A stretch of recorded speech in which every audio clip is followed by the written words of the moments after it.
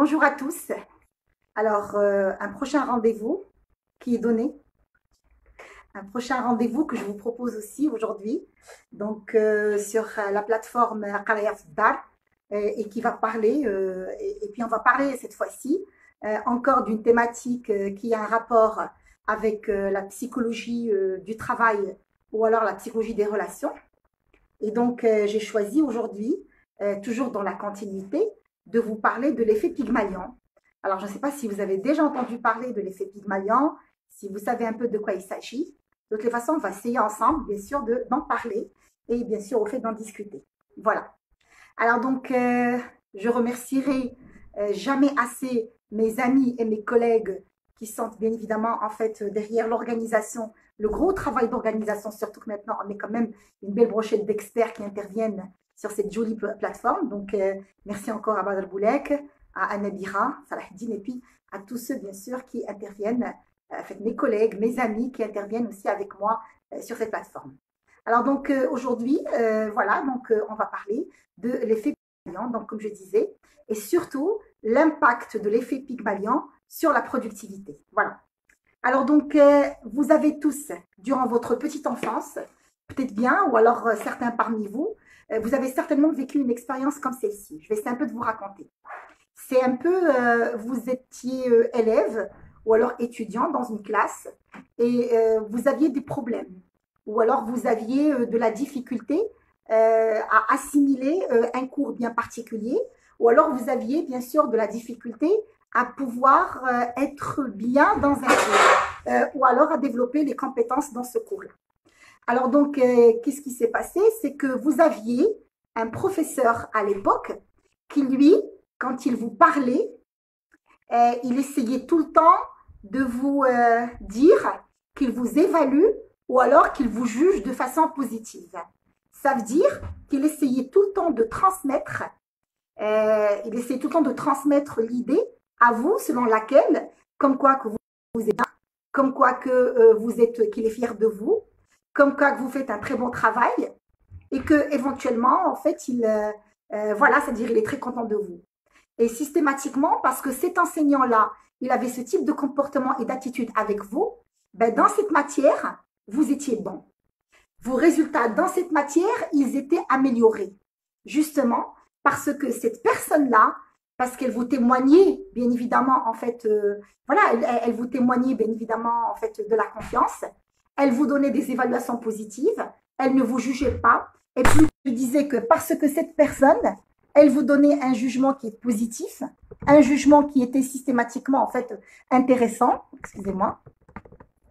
Ce qui s'est passé, c'était bien fait dans les autres matières, ça allait mal, mais avec elle, dans cette matière-là, ça se passait très très bien. Alors c'est ce qu'on appelle l'effet Pygmalion. Ça veut dire quand on a une personne qui reçoit des jugements positifs d'une autre personne, qui a de la valeur dans c'est-à-dire qu'il y a de la valeur un peu dans son environnement, ben systématiquement, ça impacte la productivité ou ça impacte aussi la performance de cette personne, au fait, dans ce sens.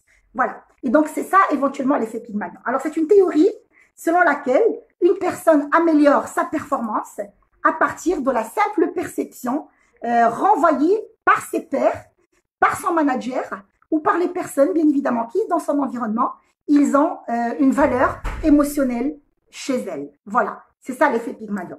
Alors donc, plusieurs expériences ont été faites, que ce soit sur des animaux ou alors éventuellement également sur des élèves, beaucoup d'expériences sur les élèves surtout, et puis qui ont bien sûr montré que justement, on peut avoir des personnes avec des performances assez limitées, mais dès qu'on commence à leur dire tu es bien, tu travailles bien, je te fais confiance, non, mais je vois que tu as un potentiel énorme, je vois que tu as des capacités énormes, je sais que tu es capable de réaliser des choses extraordinaires, etc.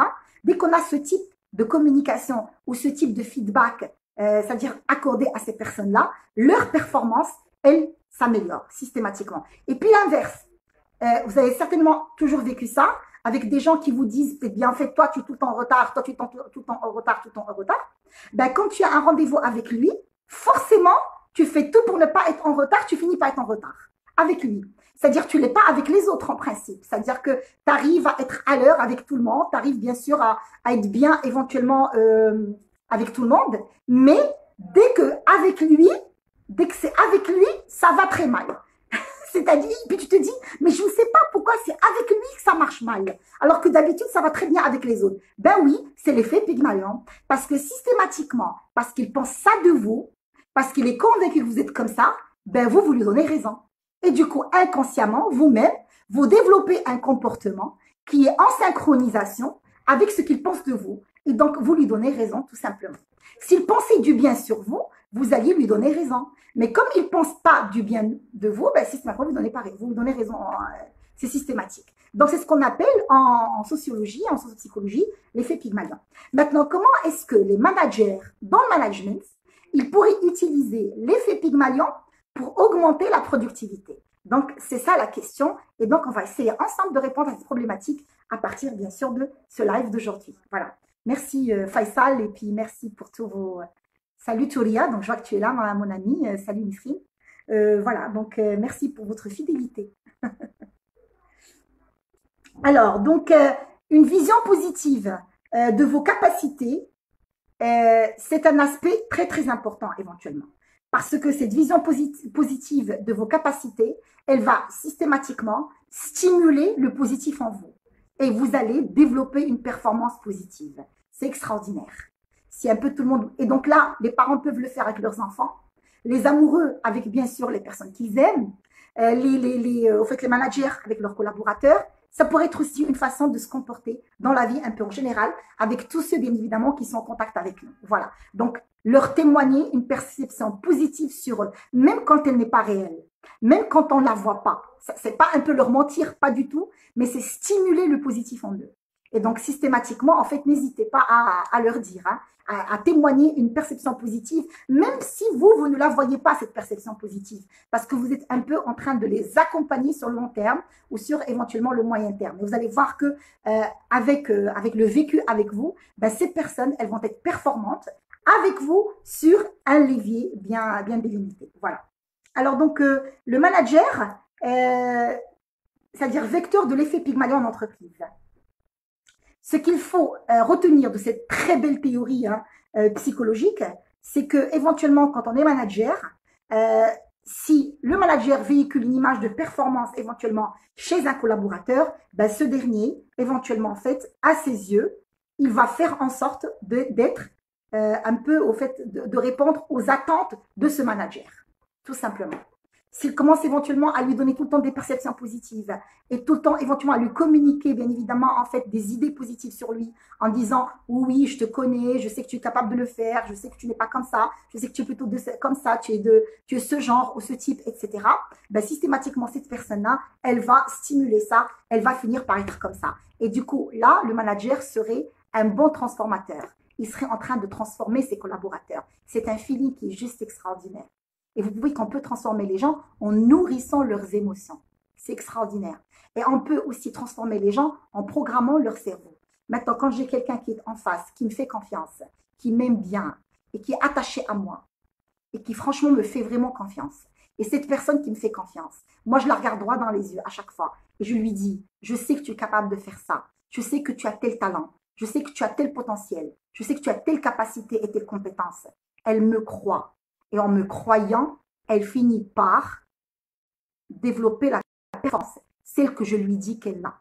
Elle va faire en sorte de me donner raison. Elle va stimuler toutes les compétences et les performances dont je lui parle. Et puis avec moi, dans le domaine qui est le nôtre et dans lequel je suis en train de l'évaluer positivement, ben, systématiquement avec moi dans ce domaine, elle serait bien. C'est magique. Faites-le et vous allez voir. Alors donc, comment appliquer l'effet Pygmalion éventuellement en fait avec les collaborateurs. Alors c'est vrai que je comprends qu'en management, c'est très difficile de surévaluer une personne.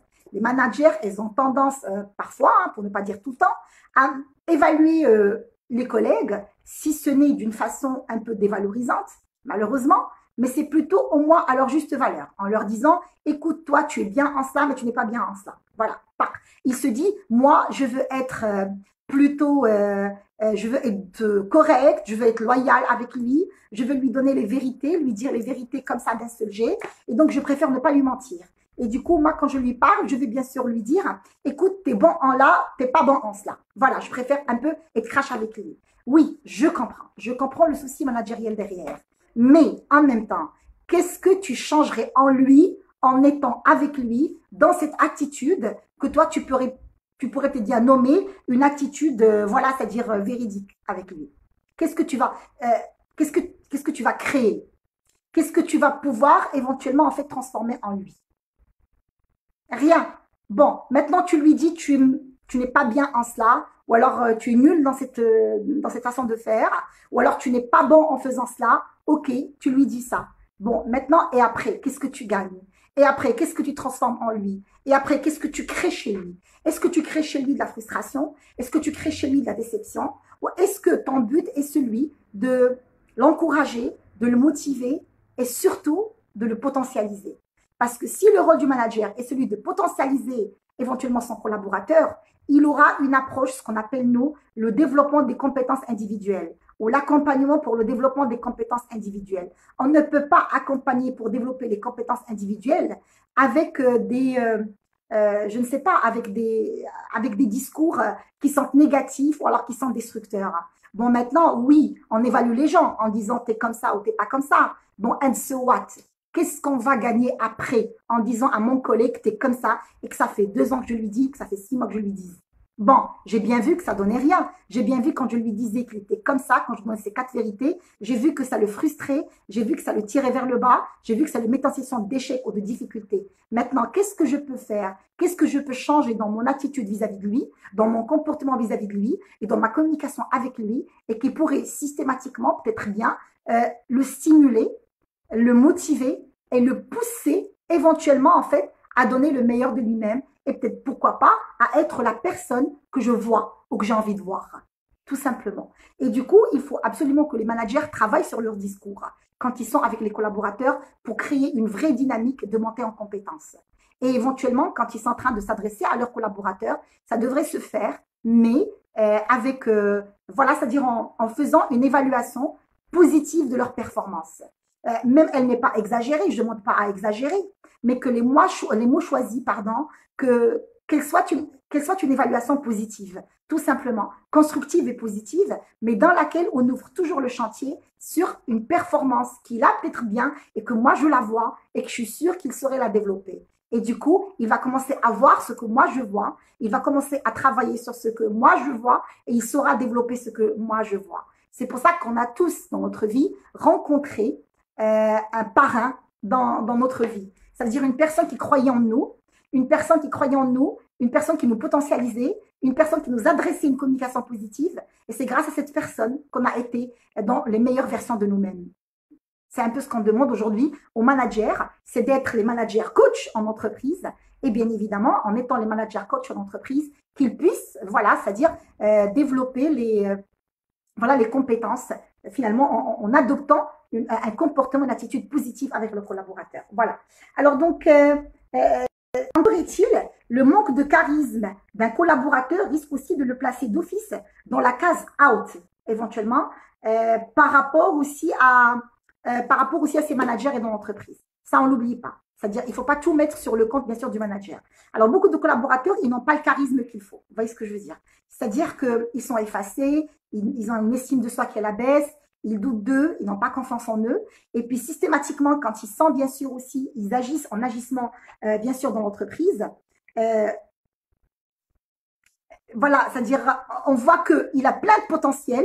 Le manager peut voir qu'il a plein de potentiel, il a les compétences, mais le pauvre, son problème, c'est ça, en fait. C'est que son estime de soi, il est à la baisse. C'est qu'il a un problème de confiance en soi. Il a un problème de charisme, c'est tout. Mais moi, j'arrive à voir qu'il a beaucoup de compétences techniques. J'arrive à voir qu'il est capable de faire des choses extraordinaires. Mais j'arrive aussi à voir qu'il a des problèmes de charisme, qu'il a des problèmes de présence, qu'il a des problèmes de communication.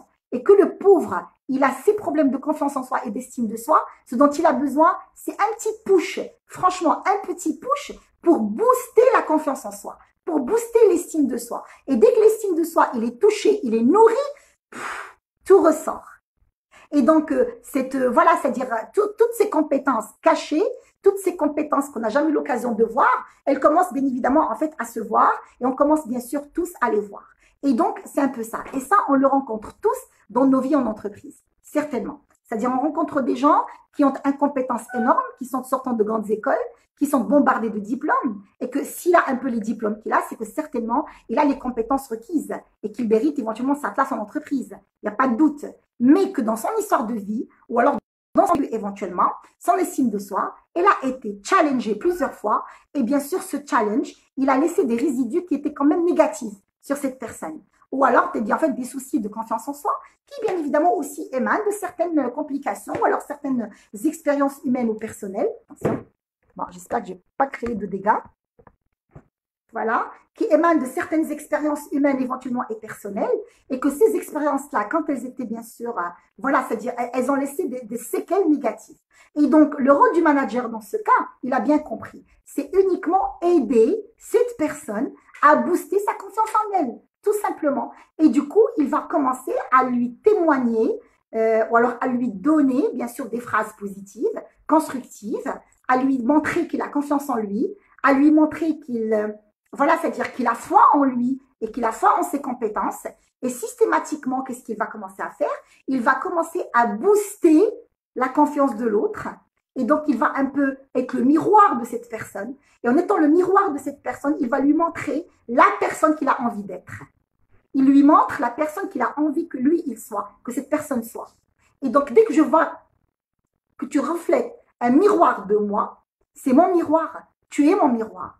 Dès que mon manager devient mon miroir, et l'image qu'il reflète pour moi est une image d'une personne performante, compétente et apte, comme il est mon miroir, qu'est-ce qui se passe? Je suis stimulée et je deviens l'image appropriée au miroir, à mon reflet, celui que lui, il me donne.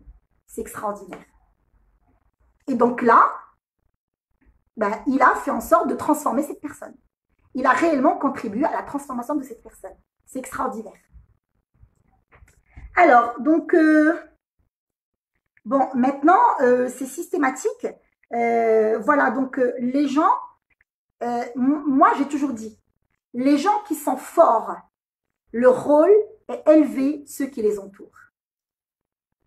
Et pas de rabaisser ceux qui les entourent. Si moi, j'estime que j'ai une force quelconque, et que si moi, j'estime que j'ai des personnes qui étaient bien faites à côté de moi, ou alors qui m'entourent, qui ont des difficultés, mon rôle, c'est de lever ceux qui m'entourent, parce que je suis forte. Donc, mon rôle est de lever ceux qui m'entourent. Et donc, c'est le rôle de toute personne forte dans un environnement entreprise. Et surtout, surtout le manager. Parce que le manager, il a une autorité, il a une crédibilité aux yeux des cadres et de ses collaborateurs. Il a aussi un pouvoir, une autorité qui sont un peu légitimes. Et du coup, il a une force, il est fort. Maintenant, s'il est fort, son rôle, ce n'est pas dire aux faibles qui sont faibles, mais son rôle, c'est celui de lever les faibles à son rang. C'est ça son rôle. Et donc, ça ne sert à rien de dire aux collaborateurs, vous êtes faibles, mais plutôt faire en sorte de les accompagner et les lever au rang d'effort. Et c'est là où il aura impacté, éventuellement, en fait, impacté leur vie, et puis impacté par son passage. Et c'est ce qu'on attend, bien évidemment, en fait, des collaborateurs. Alors, donc, systématiquement, qu'est-ce qu'il doit développer le manager pour pouvoir bien réussir l'effet Pygmalion? Alors, première des choses, il doit être capable de détecter le potentiel de chacun. Alors ça, ce n'est pas tous les managers qui le font. Franchement, dans mon expérience de consultante, etc., donc je sais que les managers, dans la majorité, dans la foulée de l'exercice et dans la foulée de la contrainte professionnelle, ben, ils se limitent à voir uniquement les compétences. Mais ils ne vont pas aller squatter le potentiel. Genre, qu'est-ce que tu ne fais pas, mais que tu es capable de faire? Waouh! Il se dit, non, mais moi, je n'ai pas le temps pour faire ça. Ou des fois, carrément, écoutez, moi, je n'ai pas les moyens, je n'ai pas le temps pour le faire, je n'ai pas les moyens pour le faire, etc. Ben non, mais ils peuvent voir beaucoup de choses s'ils le veulent éventuellement. Et du coup, mon rôle en tant que manager, ce n'est pas uniquement d'évaluer les compétences, ce qui est factuel. Je vois qu'il a telle compétence, après, qu'est-ce que je fais? Ben voilà, j'évalue la compétence que je vois là tout de suite devant moi. Non, ce n'est pas son rôle. Voilà, c'est vrai qu'il peut évaluer ce qu'il voit de façon factuelle, il peut évaluer la compétence qu'il voit de façon factuelle, mais il aura également un rôle, celui de pouvoir voir ce qu'il ne voit pas, c'est-à-dire ce que l'autre ne voit pas. C'est-à-dire être capable de voir ce que être capable de voir ce que l'autre a, mais que même l'autre, c'est bien, ne voit pas. C'est ça un manager éventuellement. Voilà, c'est ça. Et du coup, il doit avoir cette lucidité, il doit avoir cette pratique, cette expertise qui lui permet de repérer les potentiels de chacun. Pas uniquement les aptitudes factuelles, mais également les potentiels de chacun. Et donc, quand il repère le potentiel de chacun, il va aujourd'hui faire en sorte de stimuler le potentiel. Et donc, c'est là qu'il va faire la montée en compétences. Et quand il va réaliser la montée en compétences de façon individuelle, il va réaliser la montée en compétences de façon collective en entreprise. Il va créer, bien évidemment, en fait, l'avantage productivité en entreprise. Et donc, il va créer de la valeur collective dans son entreprise. En faisant quoi? En essayant, bien évidemment, en fait, de pousser chacun à découvrir sa valeur sur le plan individuel et bien sûr l'accompagner pour pouvoir la développer. C'est extraordinaire.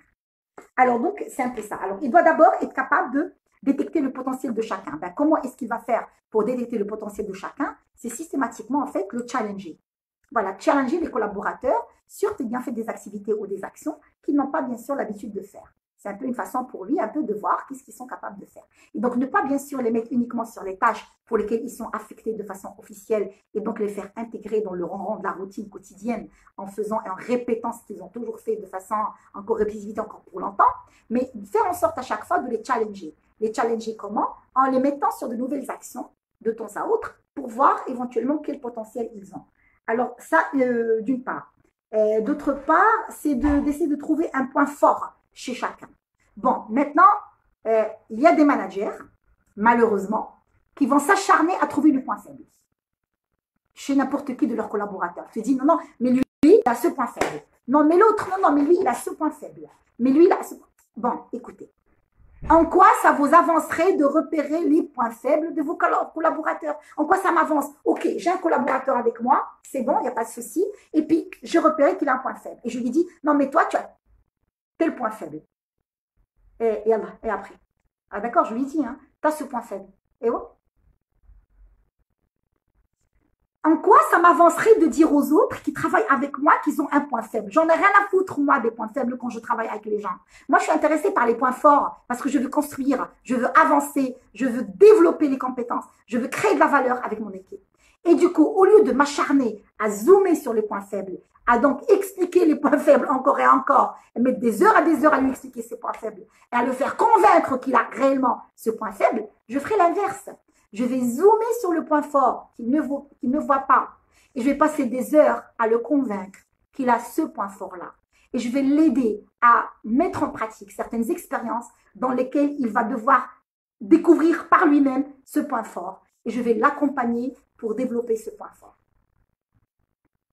C'est ça, la montée en compétences. Et donc, c'est un choix que j'ai fait dans le management avec mes équipes. Et ça, bien sûr, va apporter beaucoup de bien, bien sûr, aux équipes. Et donc, premièrement, il doit être capable de repérer le potentiel de tout un chacun. Et de deux, il doit aussi faire en sorte de repérer aussi les points forts de tout un chacun. Voilà. Alors, troisième des choses. Alors, c'est, il doit aussi être capable aussi de les mettre en lumière. La mise en lumière.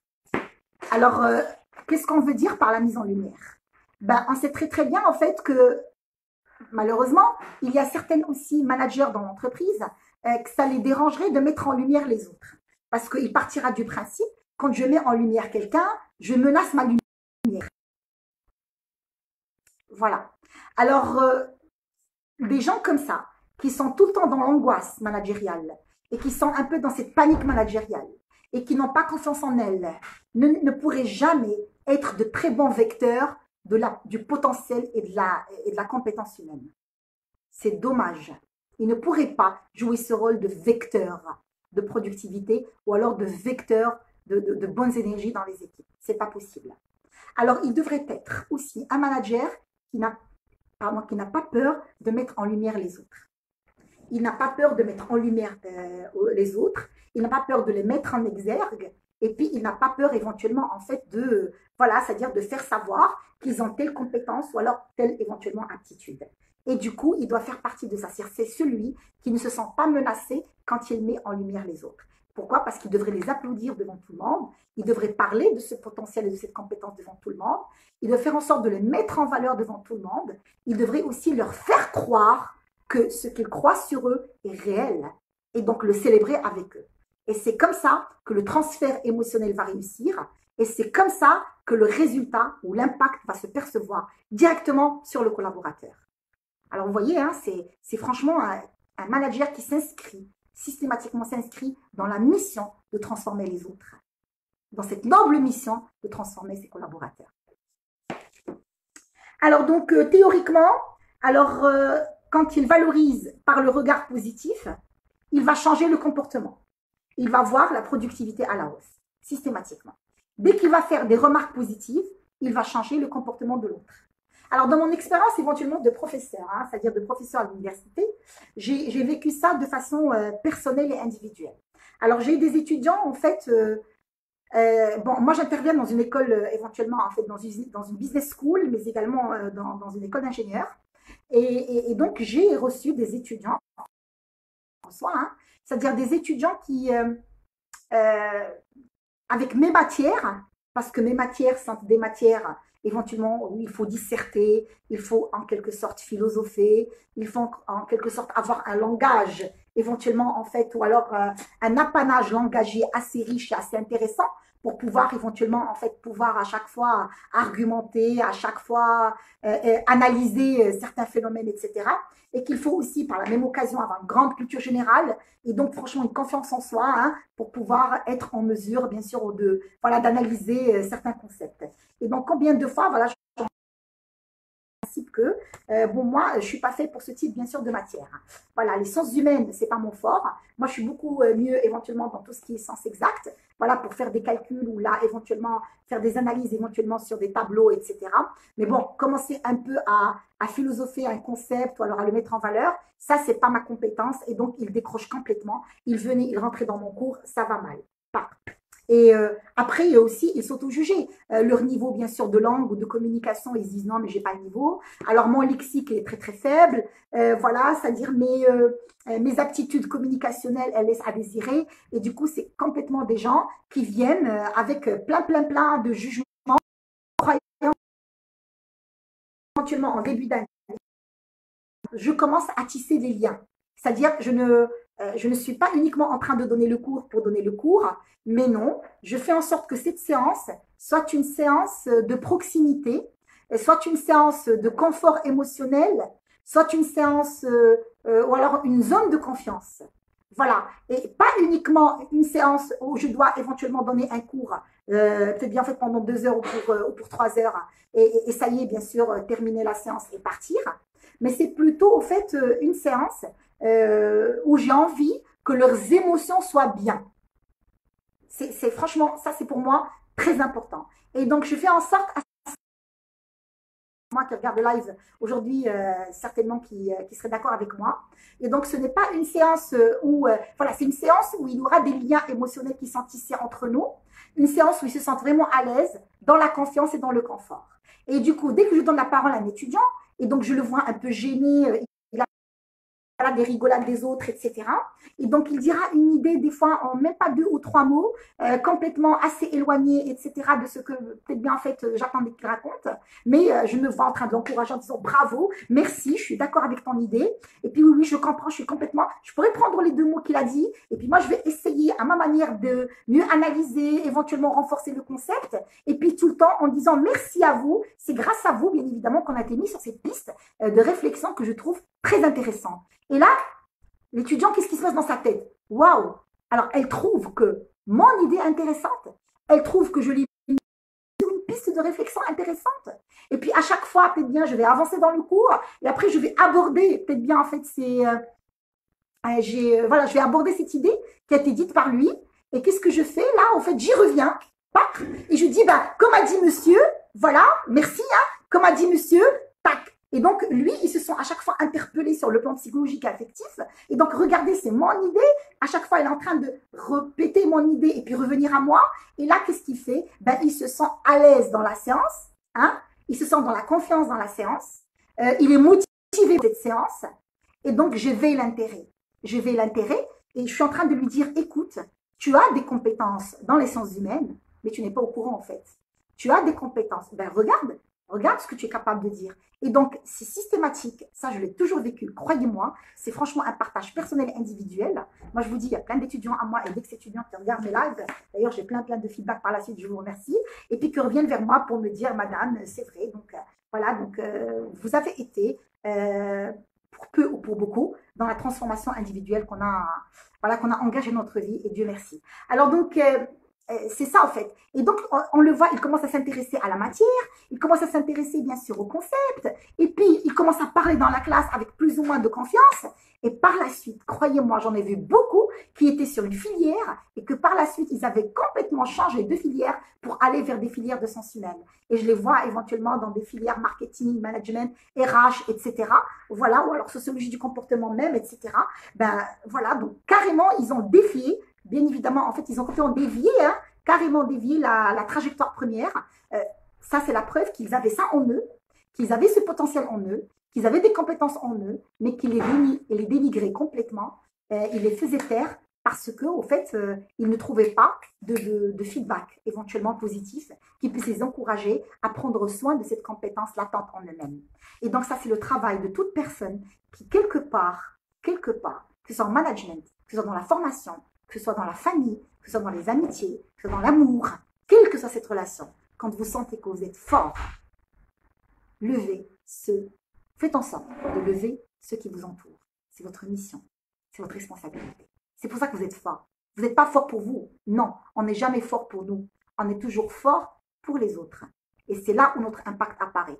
Si vous pensez que vous avez une force quelque part, et si vous voyez que vous êtes dans un environnement où il y a des gens qui n'ont pas vos forces, sachez que votre mission, votre responsabilité, est en sorte de lever éventuellement et de faire monter cette force chez les autres. Alors, dans le même esprit, alors je pense qu'il y a des questions. Ah, merci. Je crois que c'était une question. Merci beaucoup, Gélil. Je crois que c'était une question, donc je voulais répondre. Merci beaucoup, Gélil, pour ce témoignage. Merci beaucoup. Alors, donc, voilà, c'est ça. Alors, donc, c'est ce qu'on a dit, en fait, c'est ça. En fait, c'est l'effort élève, bien sûr, ceux qui les entourent. Voilà. Donc,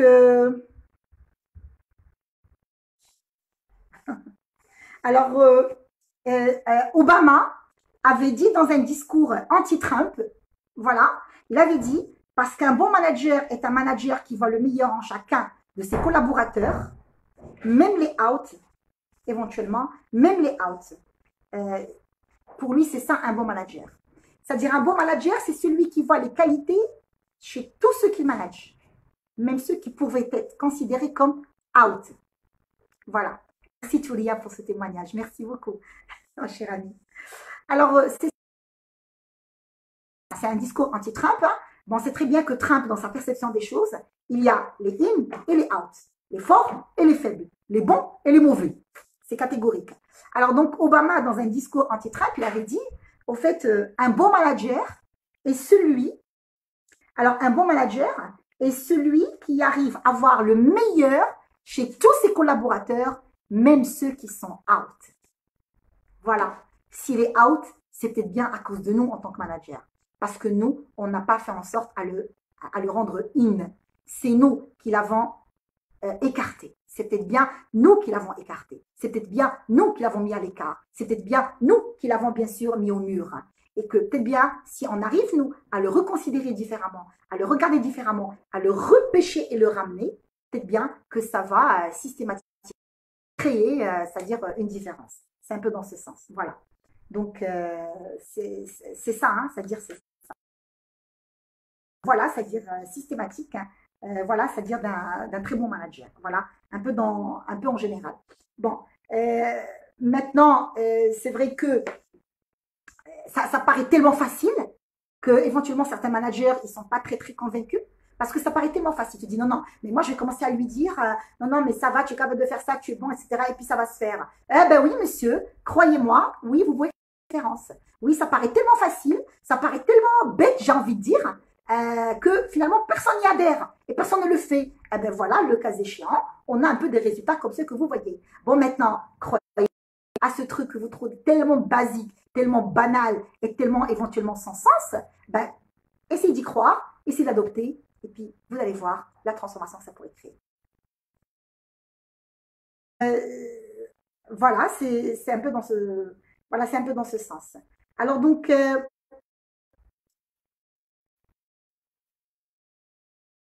compris, j'espère que pour accomplir des performances, le collaborateur, ils ont forcément besoin d'un regard positif de la part systématique.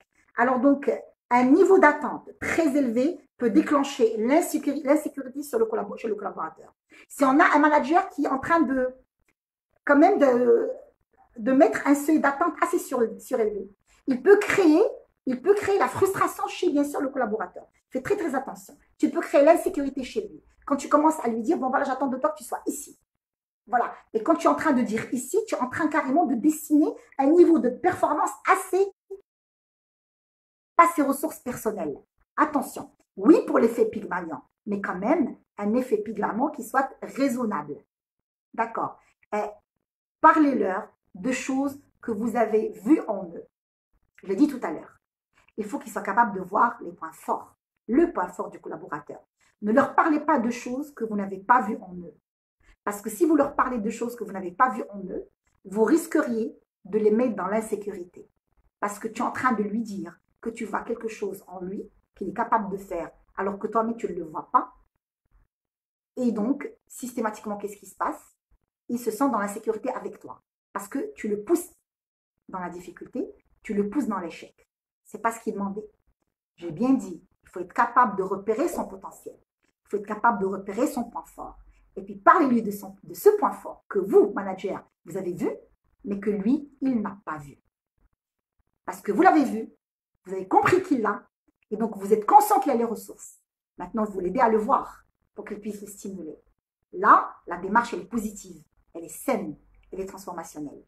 Maintenant, faites gaffe à ne pas lui parler d'éléments que vous ne voyez pas en lui et pour lesquels il n'a pas les ressources, et vous, vous êtes en train de lui en parler et de lui dire, je sais que tu es capable de faire ça. Parce que là, qu'est-ce que tu fais? Tu crées de la frustration et tu crées systématiquement de l'insécurité psychologique entre lui et toi. Donc, c'est pour ça qu'il faut faire très, très attention aussi. Et donc, aller vers du raisonnable, démarrer du pragmatique et bien sûr, installer de la performance transformationnelle, certes, mais qui est très pragmatique, très mesurable et puis qui crée plutôt cette sécurité affective et psychologique. C'est très important. Voilà, donc pas du bas et pas du haut, hein, c'est-à-dire c'est ça. Hein. Alors maintenant, je vais parler un peu de la position de vie. Alors, la position de vie peut rentrer également dans ce jeu effet Pygmalion. Je m'explique. Alors, dans la communication, hein, c'est-à-dire on a 4 positions de vie. Alors, il y a bien évidemment en fait la position de vie. J'ai une bonne image de moi et j'ai une bonne image et j'ai peut-être bien une mauvaise image de l'autre. Il y a des managers qui sont un peu dans cette position de vie. C'est-à-dire, j'ai une bonne image de moi et j'ai une mauvaise image de l'autre. Alors, donc, je rentre avec lui dans un schéma de domination. Je pars du principe, moi, je suis quelqu'un qui est compétent, moi, je suis quelqu'un qui est bon, moi, je suis quelqu'un qui est intelligent, voilà. Mais toi, tu es quelqu'un qui n'a pas un peu ses compétences. Je suis fort, tu es faible. Et du coup, dans ma façon de parler avec toi et dans ma communication avec toi, qu'est-ce qui se passe? J'ai toujours un peu j'ai ce schéma de domination. Je te domine. Il y a de la domination, la sous-estimation de un peu de tes compétences, ou alors systématiquement, donc il y a la condescendance, carrément. Mais je pars du principe que j'ai de la valeur et je n'ai pas de valeur. J'ai une image qui est positive de moi, mais j'ai une image qui est négative de toi. Et du coup, je rentre avec toi dans un schéma de domination. Ou bien, j'essaie toujours de te sauver ou de te montrer, ou là, systématiquement, je t'écrase et je te sous-estime. Donc ça, c'est la position de vie 1. Alors, la deuxième position de vie, c'est un peu, j'ai une mauvaise image de moi, et donc j'ai une bonne image de l'autre.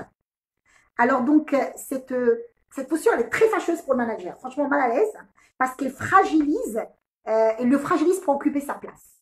Un manager qui a une perception négative de lui-même, il a une perception plutôt positive des autres, il n'arriverait jamais à jouer le rôle du manager. Parce que lui-même, il se s'auto-sous-estime. Je ne sais pas si je réussis un peu à me faire expliquer. Ça veut dire que, il a une image négative de lui-même, mais il a une image positive des autres. Et du coup, ça le met systématiquement, c'est son qui est fâcheuse, c'est qu'il n'arrive pas à jouer le rôle qui lui est assigné devant ses équipes. Tout simplement parce que lui-même, il n'arrive pas à occuper sa place de manager. Parce qu'il n'occupe pas sa place de manager, il ne peut pas faire monter les compétences et les attitudes. C'est pas possible pour lui. Voilà. Et donc, il peut créer carrément une confusion entre les attentes inconscientes des collaborateurs et celles du manager systématiquement. Parce que inconsciemment, les collaborateurs attendent du manager qu'il puisse les accompagner, qu'il soit fort, qu'il puisse un peu les orienter, les aider, pardon. Maintenant, si lui-même, il a une perception négative de lui-même et une perception positive des autres, ben, inconsciemment, il va porter atteinte à ses attentes inconscientes. Et du coup, il ne va pas occuper la place du manager, il ne peut pas créer du résultat. Voilà. Alors maintenant, la troisième posture en communication, c'est que j'ai une mauvaise image de moi et j'ai aussi une mauvaise image des autres. C'est-à-dire, je pars du principe, moi, j'ai pas de valeur et les autres n'ont pas de valeur. Donc, j'ai une mauvaise image de moi-même et une mauvaise image des autres. Alors, nous sommes en situation de dépression collective. Et donc, carrément, là, en fait, le manager, lui, il ne fait rien et il ne pousse personne à faire quoi que ce soit. Voilà. C'est carrément une dépression collective. Tu rentres chez le manager, lui, il critique, il trouve plein, éventuellement j'ai envie de dire, plein d'excuses pour plein de choses. Il se trouve des excuses pour lui, des excuses pour toi, des excuses pour la collectivité. Et du coup, là aussi, il ne jouera jamais le rôle du manager. Et bien évidemment, il y a la quatrième posture, et c'est bien la meilleure, c'est que j'ai une bonne image de moi et j'ai également une bonne image de l'autre. Et donc, ça, avec cette posture, l'espérance est possible. C'est extraordinaire. Quand j'ai une bonne image de moi et que j'ai une bonne image de l'autre, je rentre dans des relations de coopération avec l'autre. Et dans les relations de coopération avec l'autre, je fais en sorte de zoomer sur les points forts des autres. Et je vais leur dire et leur communiquer que j'ai une bonne image d'eux parce que je vois en eux un point fort. Et donc là, qu'est-ce que je fais? Je crée un équilibre relationnel qui permet la collaboration et qui permet la coopération. Et donc, la coopération positive, c'est extraordinaire. Et c'est là où le manager va systématiquement occuper sa place, occuper son rôle et aussi assurer merveilleusement bien sa mission, systématiquement. Alors, voilà, donc c'est un peu ça. Alors, donc, je vous invite tous, qui êtes en train de me regarder, de voir aussi vous avez quelle position de vie. Vous-même, si vous êtes manager ou vous êtes managé, avec votre manager aussi.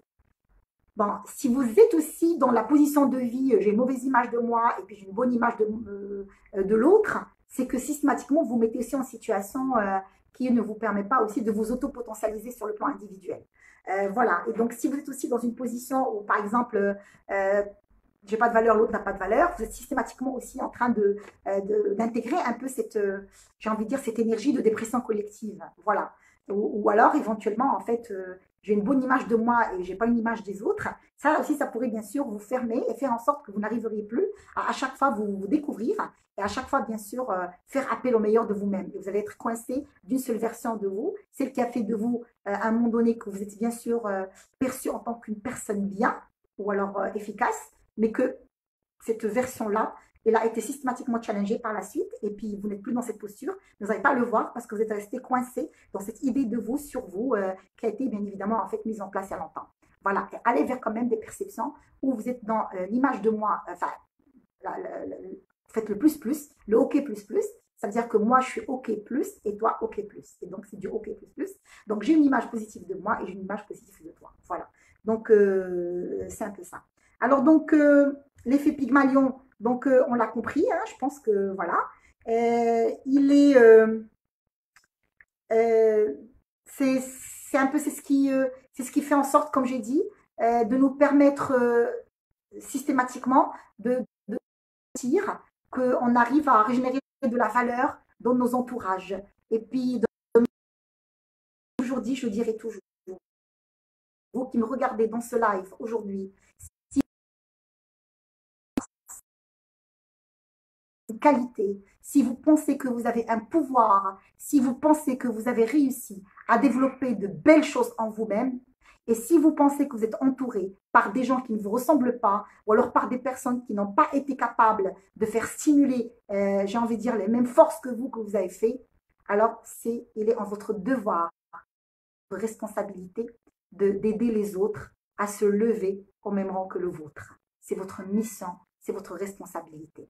Quand on est fort, je le dis, on n'est pas fort pour nous-mêmes, mais on est fort pour les autres aussi. Alors ne l'oubliez pas. Maintenant, si vous arrivez à avoir de la force en vous, et si vous arrivez à voir qu'il y a d'autres personnes à côté de vous qui ont et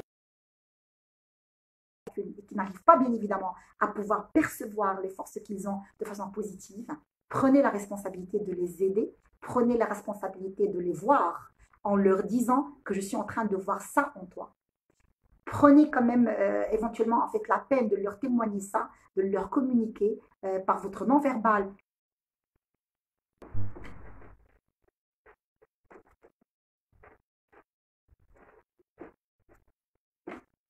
Ben, je suis désolée là, la connexion, mais j'ai dû régler ça.